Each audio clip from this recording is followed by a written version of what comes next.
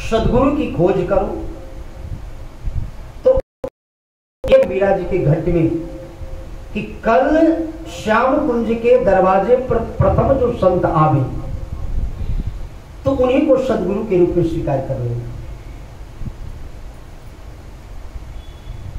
और ज्यों ही प्रातः काल हुआ और उसी समय जगत गुरु श्री रामानंदाचार्य भगवान के 12 शिष्यों में एक श्री रैदास जी एक तारा पर गायन करते हुए और पधारे हैं।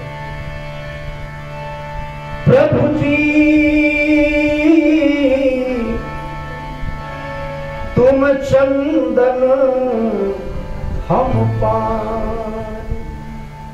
ये आवाज मीरा जी के कानों में टकराई। एक तारा लिए हुए और श्री रैदास साधु की तो अपनी मस्ती होती है। प्रभु जी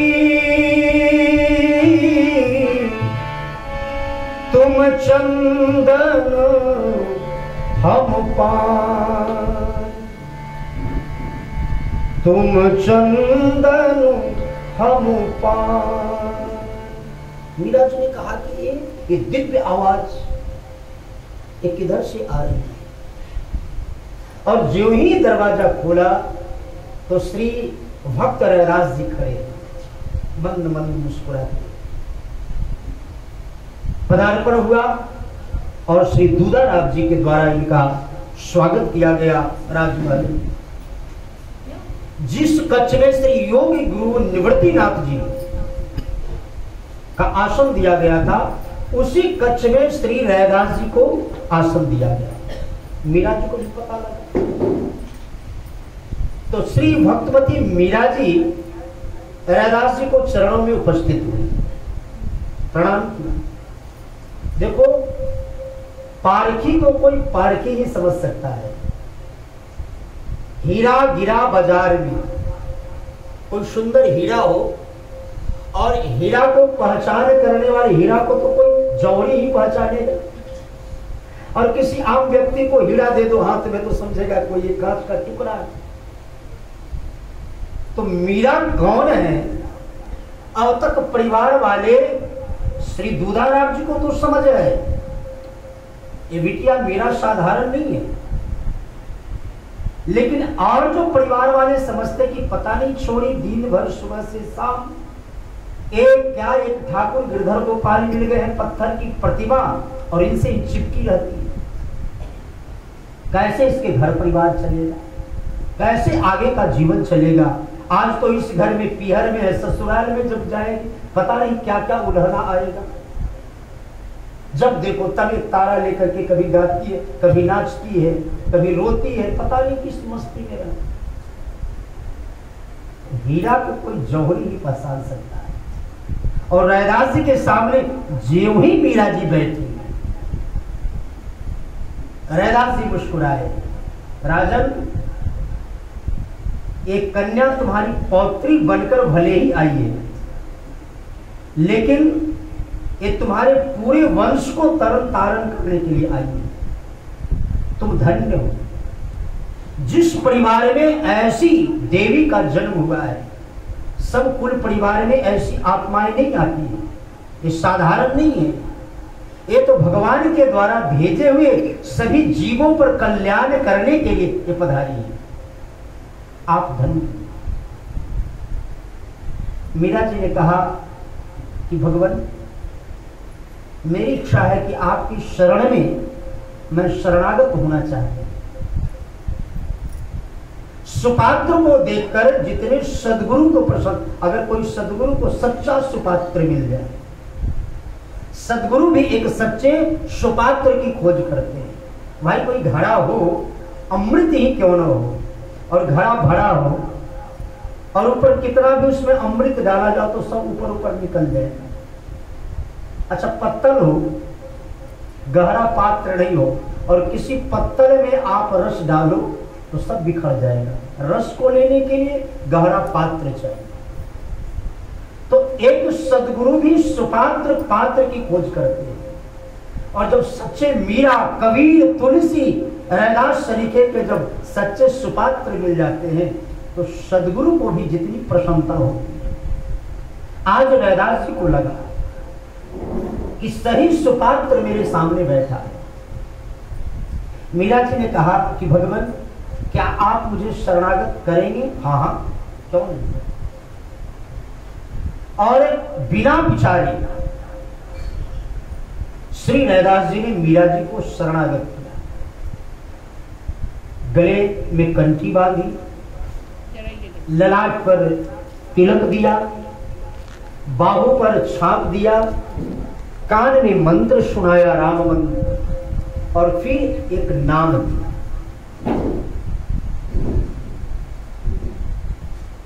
यहां तक कि कल मीरा जी आज इतनी प्रसन्न है, पायो जी मैंने राम रतन धन पाए। इसके पहले मीरा जी ने ऐसा नहीं कहा। मीरा जी कहते हैं कि जो धन की प्राप्ति हुई अब तक तो यूं ही जन्म निकल गया। आज जो हमें गुरुदेव ने अपनाया है और इनकी कृपा से हमें शरणागति हुई, जिनके शरण में हमको शरणागत किया गया, कैसी वस्तु दी? बोले वस्तु अमोलक दी मेरे सदगुरु। गुरुदेव रैदास जी ने जो हमें वस्तु प्रदान किया है, इसका कोई मोल है ही नहीं। सबके तो मोल होते हैं, राम नाम का कोई मोल होता है? एक बार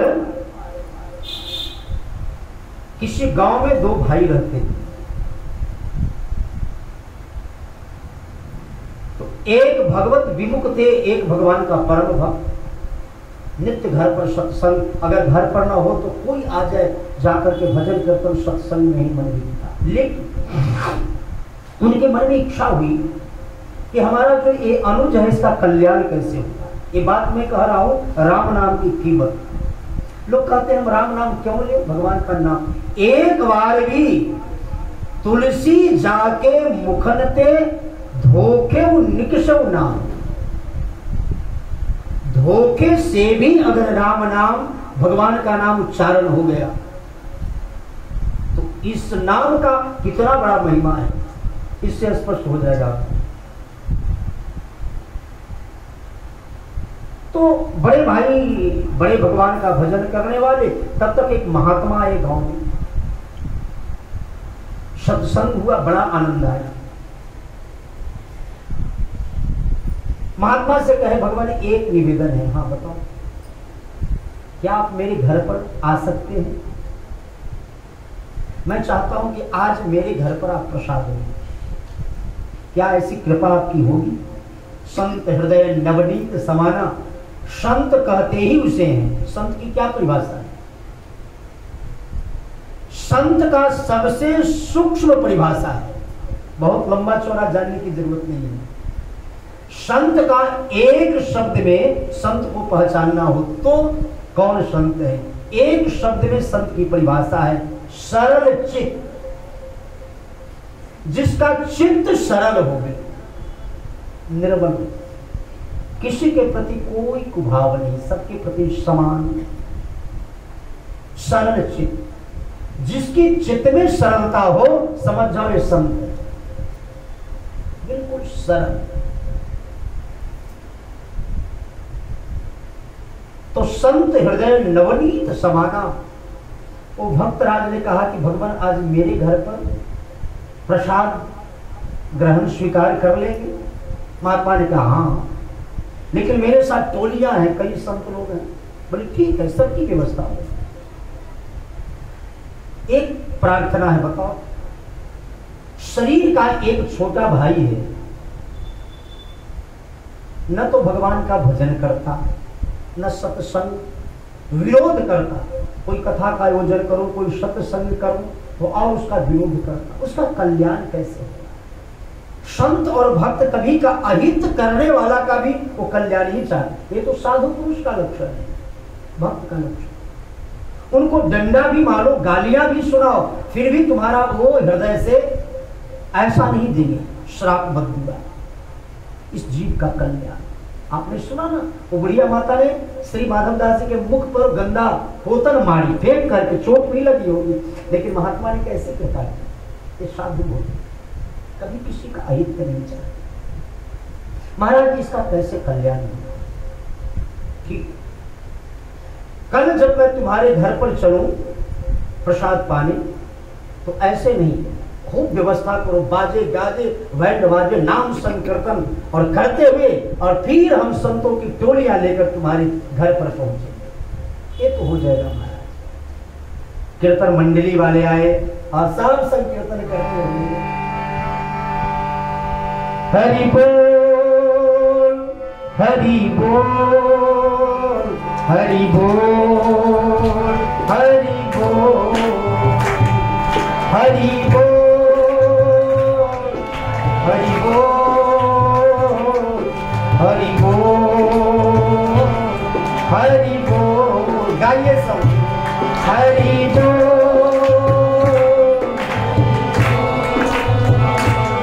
हरि बोल हरि बोल हरि बोल हरि बोल हरि बोल हरि बोल हरि बोल हरि बोल हरि बोल हरि बोल हरि बोल हरि बोल। बोलिए भगवत्सल भगवान की हरि बोल हरि बोल हरि बोल। सब नाम संकीर्तन करते, पूरे वातावरण नाममय हो गया, सब हरि बोल हरि बोल। जो भगवत विमुख वह जीव था, उसे लगा कि ये ढोंगी लोग कहाँ आ रहे हैं। हमारे पीछे हो जाओ थोड़ा सा, कि ढोंगियों की जमात, पीछे हो जाओ। तो विरोध तो कर सकता नहीं था महात्माओं का, तो उसने सोचा कि एक काम किया जाए, इससे ढोंगियों का मुख देखना पाप है और विरोध कर नहीं सकता हूं। हमारे बड़े भाई हैं, संतों को लेकर आ रहे हैं, और घर में खूब घुट सन रहा था मालपुआ। पूछा कि एक कैसी व्यवस्था हो रही है?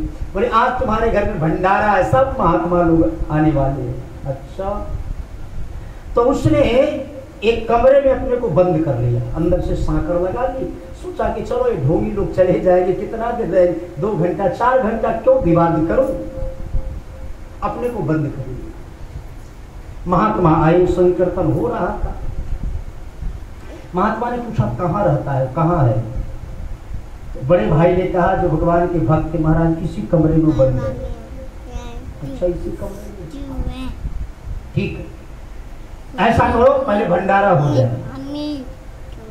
तो बढ़िया से भंडारा हुआ। जब सभी महात्मा तृप्त हो गए, प्रसाद ग्रहण कर लिए, तो महात्मा ने कहा आप सब बंद कर दो, एकदम ऐसा शांत हो जाओ कि कहीं से कोई आवाज नहीं आए। ढोल मजीरा जो बज रहे थे सब शांत हो गए। जो अंदर अपने को बंद करके रखा था भगवत विमुख वह जीव, उसको लगा कि सब ढोंगी गए, तो वो दरवाजा खोलकर निकलना चाह रहा था बाहर। तब तक महात्मा उसी दरवाजे पर खड़े हो गए। लंबा चौड़ा शरीर तो था ही, बलिष्ठ, और जो ही वो भगवत विमुख नास्तिक वह युवक निकलना चाहता था, तब तक महात्मा ने कलाई पकड़ ली। मेरे कलाई क्यों पकड़े हो? छोड़ो। नहीं छोड़ूंगा। बहुत प्रयास किया, ले जब नहीं छुड़ाया, कैसे छोड़ोगे? तो महात्मा ने कहा अगर छुड़ाना चाहते हो तो एक बार मैं जो कह रहा हूं बोलो। क्या बोलना पड़ेगा? बोले बोलो राम।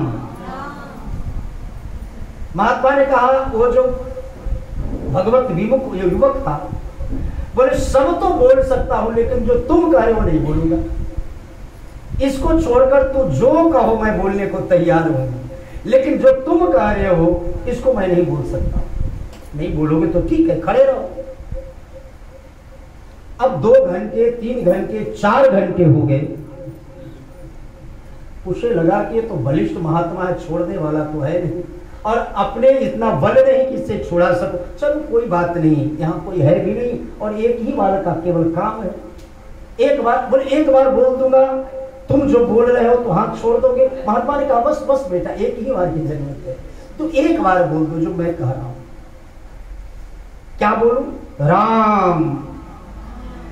तो उसने कहा ठीक है भगवान राम, तुम कह रहे हो तो मेरी तो इच्छा नहीं है, लेकिन तुम्हारे कथनानुसार मैं कह रहा हूं राम। महात्मा हाथ छोड़ दिए।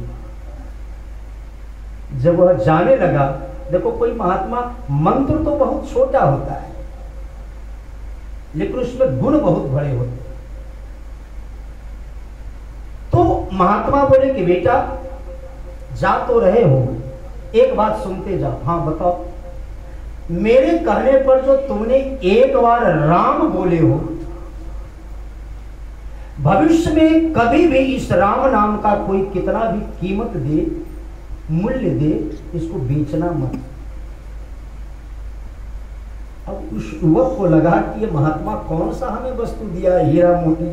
ये कह रहा है कि कितना भी कोई कीमत दे, इसे बेचना मत। ये कितना अमूल्य निधि है, वस्तु अमोलक दी मेरे सतगुरु ने, इसका कोई मोल नहीं है। एक कितना बड़ा अमूल्य वस्तु मेरे को प्रदान कर दिया है, ये कह रहा है कि बेचना मत। ठीक है महाराज। अब अभी तो एक बार वह राम नाम लेने को तैयार नहीं था। अब जहां एकांत में जाए उसके दिमाग में एक ही बात गूंजे, महात्मा ने कहा है कि कितना भी कोई कीमत दे राम नाम बेचना मत। महात्मा ने कहा है कि कितना भी कोई कीमत दे राम नाम बेचना मत। अब जहां कहा एक बार नहीं लेने को तैयार था, अब सुबह से शाम वही इसके जीवा पर मन में ये बात गूंजे। महात्मा ने कहा है कि कोई कितना भी कीमत दे राम नाम बेचना मत। महात्मा ने कहा है कितना भी कीमत दे राम नाम बेचना मत। सुबह से शाम अब राम नाम जब प्रारंभ होगा। महात्मा ने कहा, महात्मा तो चले गए, सबको संसार से जाना पड़ता है। तो बड़े भाई का पहले प्राणांत हुआ, शुभ कर्म किए थे, भगवत विमान आया, बैकुंठ गया। इसने केवल कुकर्म किया था, परमार्थ में विरोध करता था, इसलिए इसके कर्मानुसार जो भगवत विमुख था, जिसको महात्मा ने एक बार कहा था राम बोलो, तो यमराज के दूत आए जंजीर लेकर के, नरक में ले जाने, उसकी आत्मा को बांध कर ले गए। यमराज जी ने कहा चित्रगुप्त जी, हम जो भी कर्म करते हैं वो सब ऊपर लेखा जोखा होता है। चित्रगुप्त जी के पास डायरियां हैं, 2 बही, शुभ कर्म का, शुभ कर्म का। यमराज जी ने कहा एक जीव जो सामने है, आप देखिए कितना शुभ कर्म किया है, कितना अशुभ कर्म किया है। अरे महाराज, ये तो जीवन भर केवल कुकर्म किया है, अशुभ कर्म, ये परमार्थ का विरोधी। हाँ, एक बार एक महात्मा के कहने पर इसने राम शब्द संबोधन किया है। अच्छा, तो ऐसा करो, एक बार जितना राम नाम का कीमत है, इसको चुपता करके नरक में फेंक दो। युवक सुन रहा था, याद आया महात्मा ने कहा है कोई कितना भी कीमत दे राम नाम को बेचना मत। सुना कि यमराज कह रहे हैं कि राम नाम का जितना कीमत है, एक बार इसने बोला है, इसको कीमत को चुकता करके इसको नरक में फेंक दो। महात्मा ने कहा है इसको बेचना नहीं है। तो यमराज जी से चित्रगुप्त जी से यमराज जी पूछे, एक दूसरे से पूछा कि एक बार राम नाम लेने का कितना कीमत हो सकता है, कितना कीमत दिया जाए। यमराज जी ने कहा कि राम नाम का कितना कीमत हो सकता है तो मेरे को भी पता नहीं है। एक बार कोई प्रेम से किसी प्रकार से भाई कुभाए अनक आलस, तो ये राम नाम का कितना कीमत है, और जब तक कीमत चुकता नहीं किया जाए इसको नरक में तो भेजा नहीं जाएगा। अब उसको भी हुआ कि अरे ये तो महात्मा ने कहा है, ये तो बड़ा अमूल्य निधि मेरे को दिया, वस्तु अमूलक, ये कितना अमूल्य वस्तु दिया। अब समझा, नहीं मेरे को राम नाम का कीमत, इसको बेचना नहीं है, तो इसका कीमत कौन बतावे। यमराज जी ने कहा कि मेरे को भी पता नहीं। ऐसा करो, इस जीव को ब्रह्मलोक लेकर चलो ब्रह्मा जी के पास। ब्रह्मा जी को पता है। तो जीव सुन रहा था, वो इतना महत्व है राम नाम का। जीवात्मा ने कहा कि मैं नहीं चलूंगा। कहा नहीं चलोगे? जहां ले जाने की तैयारी है। कैसे चलोगे? अगर ले चलने की इच्छा है तो मुझे पहले पालकी में बिठाओ। अब यमराज जी को भी लगा कि राम नाम का ब्रह्मा जी अगर कीमत बताएंगे, जानना जरूरी है। जब तक कीमत नहीं जाना जाए, इसको कैसे चुकता करके नरक में डाला जाए।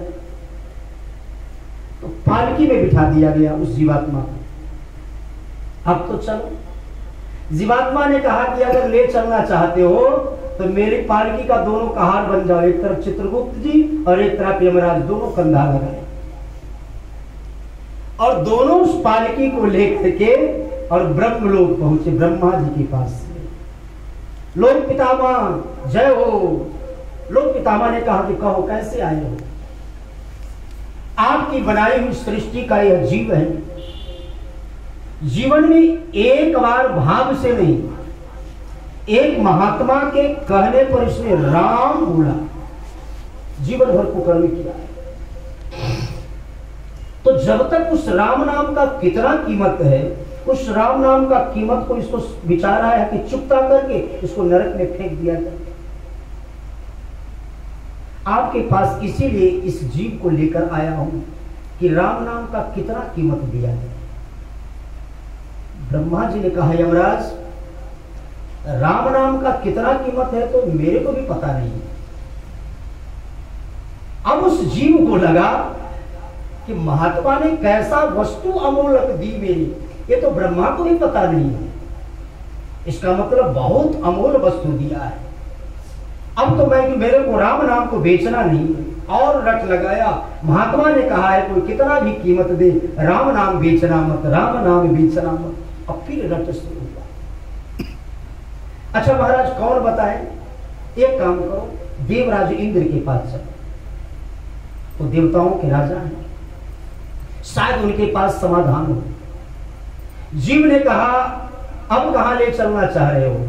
अब तुम्हें स्वर्ग में लेकर चल रहा हूं। उसने सोचा कि कहां नरक में लोग डाल रहे थे और बिना कोई प्रयास के स्वर्ग में, स्वर्ग की यात्रा हमारी हो रही है। बारे राम नाम।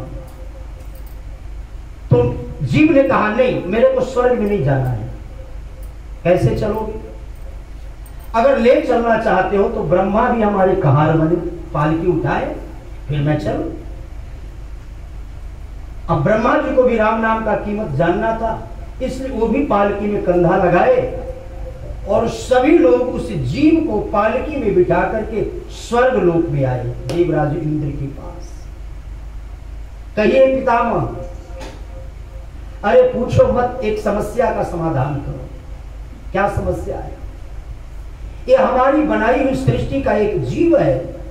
एक महात्मा के कहने पर राम, पूरे जीवन में एक बार राम नाम बोला। अब समस्या यमराज के लिए है कि जब तक राम नाम का कीमत, उसका फल न दिया जाए, नरक में कैसे डाला जाए। हाँ बात तो ठीक है, तो इसका कीमत बताओ। देवराज इंद्र ने कहा महाराज हमें भी पता नहीं है कि कितना कीमत हो सकता है। अब उस जीव को लगे धन्य हो महात्मा, ऐसा तुमने वस्तु दिया कि ब्रह्मा को पता नहीं, देवराज इंद्र को पता।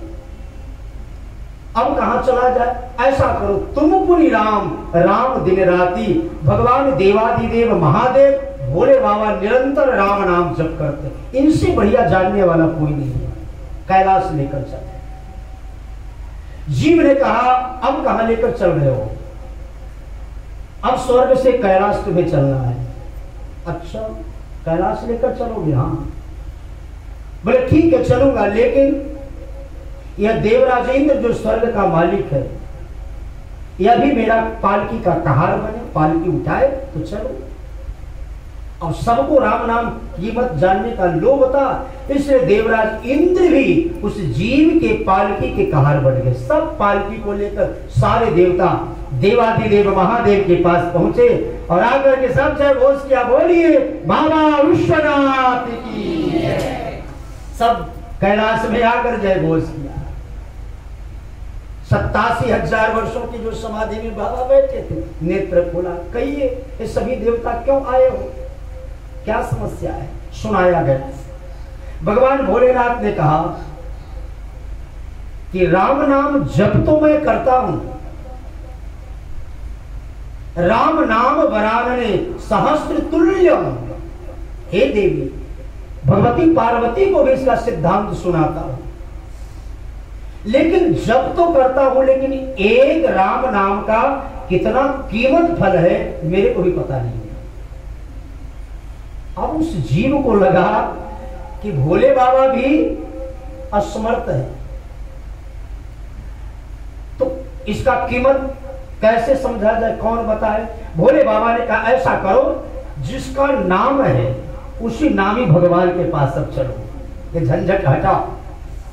अब वो ही जानेगा जिसका यह राम नाम है, उसी के पास चलो। तो जीव ने कहा फिर कहीं चलना है? हाँ, अब साकेत में तुम्हें चलना है, वैकुंठ। उसने कहा धन्य हो, एक राम नाम कहा नरक, नरक से ले गए ब्रह्मलोक, ब्रह्मलोक से स्वर्ग कैलाश, अब इसी केवल इसी शरीर से वैकुंठ। हाँ, तुम्हें वैकुंठ चलना है। जीव ने कहा कि अगर आप ले चलना चाहते हो तो भोलेनाथ को भी कहो पालकी में कहार बने, तब मैं चल। अब भोले बाबा को भी जानने की इच्छा हुई, जब तो करता हूं निरंतर, तो पुनि राम राम दिन राती, लेकिन एक राम नाम का कीमत कितना है, जिस मंत्र को सुनाकर काशी में मरने वाले जाने असंख्य जीवों को मैं मुक्ति देता हूं, लेकिन उसका कीमत कितना है, जानने की इच्छा लोगों से श्री भोले बाबा भी उस जीव के पालकी के कहार बने और पालकी लेकर के सभी लोग साकेत में पहुंचे। बोलिए वैकुंठाधीश भगवान की जय। सभी लेकर के जीव को वहां पे भगवान शेष सैया पर लेटे थे। सभी देवताओं को जब देखा, प्रणाम किया। कहिए देवताओं, हे भगवान देवादिदेव महादेव ब्रह्मा जी, आप कैसे सब आए हैं? तो भगवान भोलेनाथ ने कहा कि भगवान समस्या यह पालकी में जो बैठा जीव है, किसी महात्मा के कहने पर मुझे जो सुनाया गया है, एक बार आपका राम नाम संबोधन किया है, बढ़िया है। समस्या यह है कि जीवन भर यह कुकर्म किया है, भक्तों का विरोध किया है, एक बार महात्मा के कहने पर ये राम नाम उच्चारण किया है, तो राम नाम का कितना कीमत है। विचार हुआ कि इसका चुकता करके जीव को नरक में डाल दिया गया है। एक राम नाम का कितना कीमत हो सकता है? भगवान मुस्कुराए और बोले कि सभी देवता पहले उठा करके उस जीव को मेरे गोद में लाकर बिठा दे। उस जीव को जो पालकी में लाए थे देवता लोग, उसको उठा करके और उस भगवान के गोद में बिठा दिया। अब भगवान देवताओं को भूल गए, उसी जीव को कभी मस्तक चुमे, कभी माथा सहलाए, और मन ही मन वह जीव निरंतर स्मरण कर रहा था। महात्मा ने कहा है कि राम नाम का कोई कितना भी कीमत दे, उसको बेचना मत। देखो कितना अमूल्य निधि है, सभी लोग इसके नाम को कीमत बताने में असमर्थ है। महात्मा ने कहा है कोई कितना भी राम नाम कीमत दे, तो बेचना मत। भगवान उसी में मस्त हो। भगवान भोलेनाथ ने कहा कि प्रभु, हम इतने लोग आए हैं, सब खड़े हैं, तो कुछ समाधान भी दोगे? आप पता नहीं किस मस्ती में मस्त हो गए। ठाकुर जी ने कहा कि अब भी समाधान देना बाकी रह गया। समाधान तो मिल गया। कैसे प्रभु?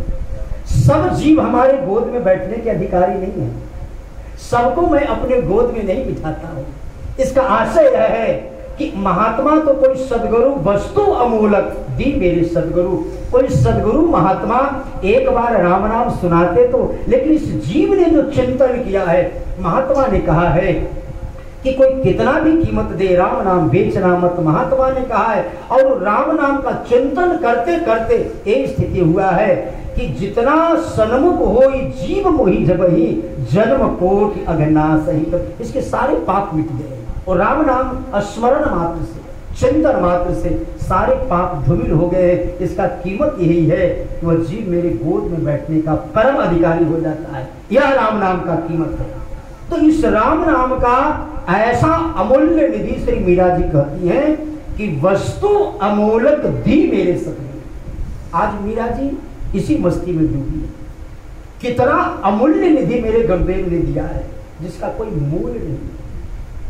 संसार में और किसी वस्तुओं का तो मूल सौदा करो, भाव बिना बाजार में, बिना भाव का तो कोई वस्तु मिल ही नहीं सकता। इतनी वस्तु अमूलक दी मेरे सतगुरु और कृपा कर अपना लो। राम नाम की प्राप्ति गुरुदेव से हुआ, लेकिन मेरे आराध्य कौन है? मीरा के प्रभु गिरधर नागर और हर्षी हर्षी यश गाय। ऐसी गुरुदेव ने अमूल्य निधि। परिवार वाले तू विरोध करते हो तो करते रहो। मीरा जी आज एकदम निश्चिंत हो। क्यों?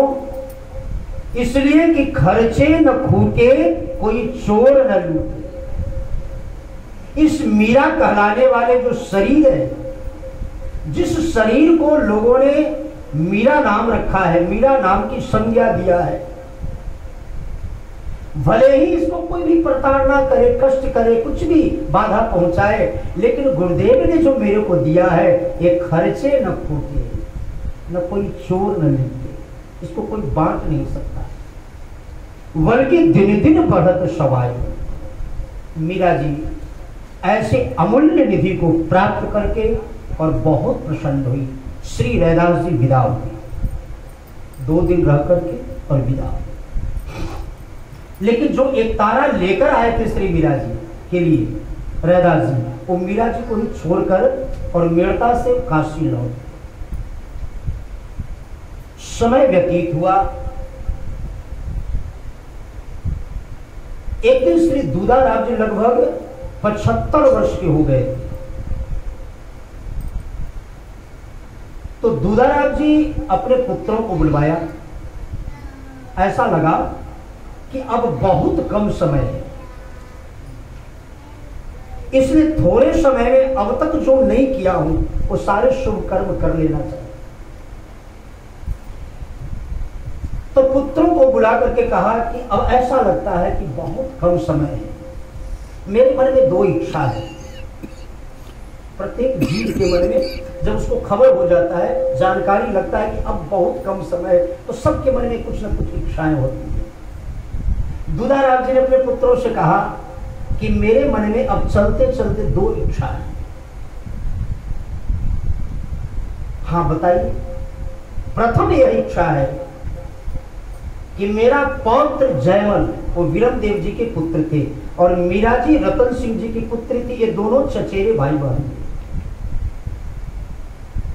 दूधाराम जी ने कहा कि मेरे मन में एक इच्छा है कि पौत्र जयमल और पौत्री मीरा, मैं दोनों को राजसी ठाठ बाट में देखना चाहता हूं।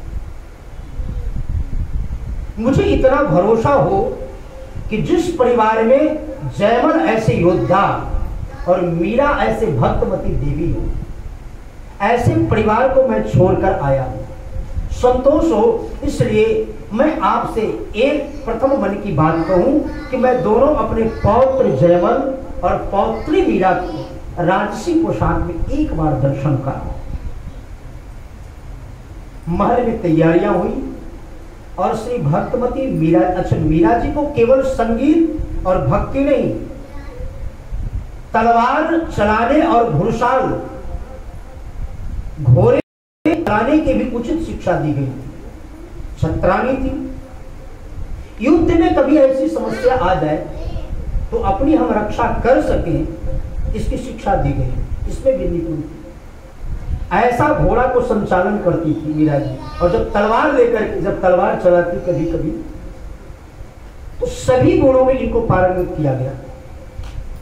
दोनों श्री मीरा जी और जयमल जी को राजसी पोशाक धारण करके, मीरा जी कमर में तलवार मयान टंगा हुआ है, साफा बंधा हुआ है, और वह वेशभूषा में दोनों श्री दूधाराम जी के सामने खड़े हुए।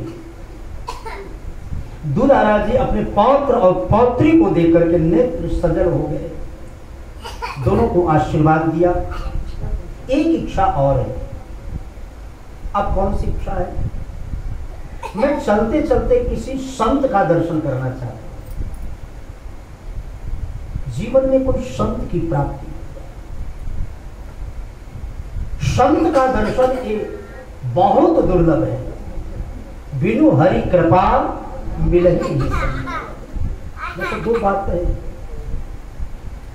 अकारण कोई संत आ जाए, बिना कहे अचानक संत का दर्शन हो जाए, तो समझो ये हरि कृपा है। भगवान ने कृपा करके ऐसी व्यवस्था बनाई। और तुम्हारे मन में कहीं सत्संग हो रहा हो, कोई संत आए हो और दर्शन की इच्छा हो, तो समझो कि पूर्व जन्म का कोई पुण्य उदय हुआ। बिना पुण्य पूर्व जन्म के पाप ते हरि चर्चा न सुहा। पड़ोस में लोग रहते, लेकिन कथा होते रहती, उनको समय नहीं मिलता। चाह कर भी वो कथा में झंझट में कौन पढ़ने जाए, कौन 2.5 घंटा जाकर समय बर्बाद करे। इसका मतलब वह जीव पाप से लदा हुआ है, वो पाप उसको कथा में नहीं आने दे रहा है। पूर्व जन्म के पाप थे हरि कथा न सुहाए। भगवत कृपा से ही संत और उनका सत्संग की जीवन में सुलभता होती। बेटा, अब जीवन की लीला समाप्त होने वाली है। इच्छा है कि अंतिम समय में कोई संत की कृपा हो, उनका दर्शन। उसी समय श्री रतन सिंह जी, जो मीरा जी के पिता हैं, एक सेवक को भेजा। पुष्कर पास में ही थे और धर्म का क्षेत्र है राजस्थान, सभी तीर्थ क्षेत्र हैं। तो पुष्कर जाकर के एक महात्मा की व्यवस्था खोज हुआ।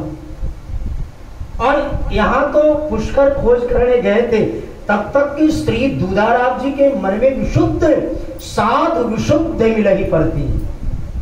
एक विशुद्ध संत का जो दर्शन की इच्छा लिए बैठे थे, अचानक दरवाजे पर आकर दरवाजा खटखटाए। हरे राम राम राम हरे हरे, हरे कृष्ण कृष्ण कृष्ण हरे हरे स्मरण करते हरि नाम। लोगों को लगा कि कोई महात्मा, बड़े आदर से उनको बुलवाया गया। और वो महात्मा कभी इससे पहले, मीरा जी के जन्म के पहले ही कोई महात्मा आते थे मेड़ता में, और फिर उनको मीरा जी के जन्म की बात जब जानकारी मिली तो बीच में आया जाया करते थे। तो मीरा जी के लिए उस महात्मा के माध्यम से एक माला भेजा था, अपना धरोहर जिसको जप करते होंगे। जाओ, ये मेड़ता में जाकर दूधाराम जी की एक पौत्री है जिसका नाम मीरा है, ये माला श्री दूधाराम जी के माध्यम से बेटी मीरा के हाथों में किसी तरह से, क्योंकि माला का वहां सदुपयोग है, वस्तु की सदुपयोगता वही है, इसलिए कोई वस्तु वही देनी चाहिए जहां वस्तु का सदुपयोग, वहां कदापि मत दो जहां वस्तु का दुरुपयोग हो, जहां हमारी एक कण का भी सदुपयोग होगा। इसलिए प्रसाद भी सबको नहीं देना चाहिए। प्रसाद की जो महिमा जाने, उसके लिए एक तिनका भी प्रसाद है। प्रसाद अवज्ञा जाने की, एक केवल श्री उड़ीसा नरेश जगन्नाथपुरी के राजा केवल प्रसाद की अवज्ञा करें, इसलिए कभी भी भगवत प्रसाद में अन्न की बुद्धि नहीं रखना चाहिए। भगवान का प्रसाद में जो अनुभुद्धि रखता है ये दोष है। प्रसाद प्रसाद होता है, भगवत प्रसाद। इसलिए सभी कार्य छोड़ करके अगर तुम्हारे सामने प्रसाद आ जाए, उस समय महाराज चौपर खेल रहे थे श्री उड़ीसा नरेश, पुजारी प्रसाद लेकर आए, चरणामृत लेकर आए, महाराज प्रसाद, बोले ठीक है ले लूंगा। वो चौपर में मस्त थे। और इतनी सी भूल हुई महाराज से, प्रणाम ऐसा हुआ कि दोनों हाथ समय आने पर कटवाना था, दोनों हाथ कट गए। तो प्रसाद, कभी भी प्रसाद आ जाए तो सारे कार्य छोड़ करके, और इतना जरूर ध्यान रखना कि प्रसाद और चरणामृत, कई लोग चरणामृत लेते हैं ना, तो ये वो केवल हाथ फैला दिए। ये ध्यान रखना चाहिए, एक बूंद भी अगर चरणामृत का कर नीचे अगर जमीन पर गिर गया, ये बहुत बड़ा अपराध है, ये पुण्य नहीं, फिर आप अलग एक नया पाप अर्जन कर रहे हो। इसलिए चरणामृत को लेते समय बहुत सावधानी रखनी चाहिए। पहले आप वस्त्र ले और फिर उसके ऊपर कि एक कण भी छन कर वो जमीन पर न गिरे। इतनी सावधानी से भगवान के चरणामृत और प्रसाद लेना चाहिए, एक कण भी नीचे बिखरना चाहिए। कई लोग प्रसाद लेते हैं जहां तहां फेंक देते हैं। और सबसे बड़ी बात कि प्रसाद जब आ जाए तो उसको तुरंत ग्रहण करना। पता नहीं शरीर एक क्षण भी किसी ने नहीं देखा, इसलिए प्रसाद हाथ में आते ही एक क्षण बिना विलंब किए हुए उस प्रसाद को ग्रहण करना। उसमें सूचता का ध्यान नहीं रखना चाहिए प्रसाद में। तो यह भगवत प्रसाद माला श्री मीरा जी के लिए वो महात्मा ने भेजा है। उसी माला प्रसाद को लेकर के यह मेड़ता भी इनका आगमन हुआ है। दूधाराज जी को माला दिया गया। भगवान, शायद आपके परिवार में कोई मीरा नाम की देवी है और उसी के लिए ये महात्मा ने, कभी मीरा के जन्म के पहले उनका मेड़ता आवागमन होता होगा, इसलिए मैं सारे तीर्थों का दर्शन करते हुए, यात्रा करते हुए और फिर वृंदावन की यात्रा कर रहा हूं। ये माला प्रसाद प्रदान किया। महात्मा का वहां सुंदर स्वागत हुआ। दिनों तक सत्संग करके महात्मा विदा हुए। समय पाकर के फिर वही जिनसे मीरा जी को श्री गिरधर गोपाल जी प्राप्त हुए और लगभग 75 वर्ष की आयु में श्री दूधाजी